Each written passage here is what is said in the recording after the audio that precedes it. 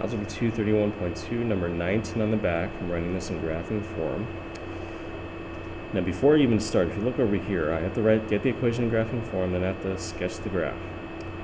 It's got a center, it's got asymptotes. As soon as I see that, it tells me it's probably going to be the hyperbola. Hyperbola is the only one we graphed with the asymptotes. Now if I look at the square terms, positive 1x squared minus 4yx squared, different signs, one's positive, one's negative, that tells me right there it's going to be a hyperbola. So eventually I'm going to have that double parabola going up. Now I'm first going to move, actually I don't even have to move, the x's are already together, so I'm going to combine, I'm going to put this plus blank, so I'm going to complete the square. The y's are the confusing part because of this minus sign. I'm factoring out a negative 4 from the y squared, which means this minus 16 becomes positive 4y. Negative 4 into negative 16 is positive 4. So one common mistake you want to be careful of, that sign. Now that minus 31 will go over to the other side. So I'm going to kind of put it up here. You'll see why in a minute. Positive 31. This blank will go under positive 31. We're going to be adding it to this.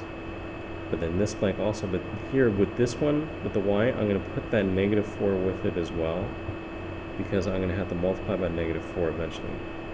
Now when I complete the square, this should be a 1, half of that squared is 1. This should be a 4, half of that squared is 4. So this is now 1, this is now 4. Now, so hopefully this will factor, which it will. X square root of x squared is x, square root of 1 is 1. The sign in the middle will come down. Minus 4. Square root of y squared is y. Square root of 4 is 2. Positive sign goes down. Then I have to work all this out. Now 31 plus 1 is 32. But then I have this negative 4 times 4. So I have 32 from these two together minus 16, which gives me 16 here.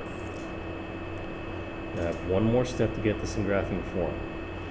I have to take this entire equation and divide by the 16, because what I want is for the hyperbola, and notice on the ellipse from number 20, hyperbola and ellipse end with the positive 1 on the right side.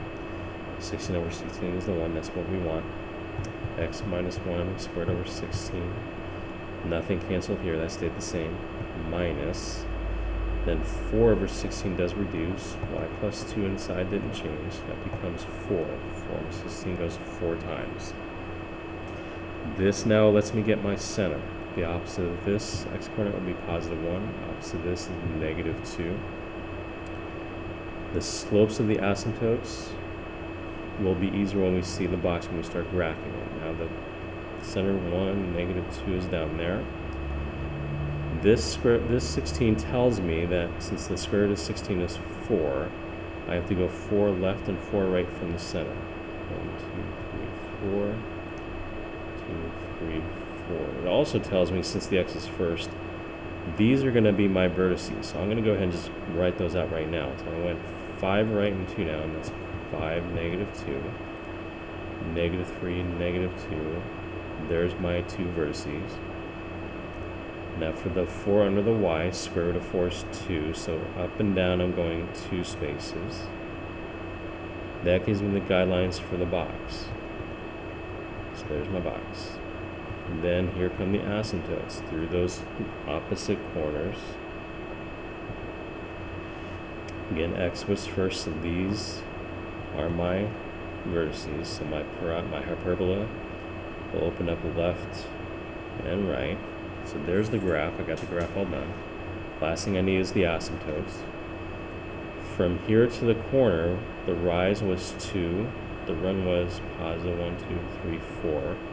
That means my asymptotes will be plus or minus 2 over 4, which reduces to plus or minus 1 over 2. And there's number 19.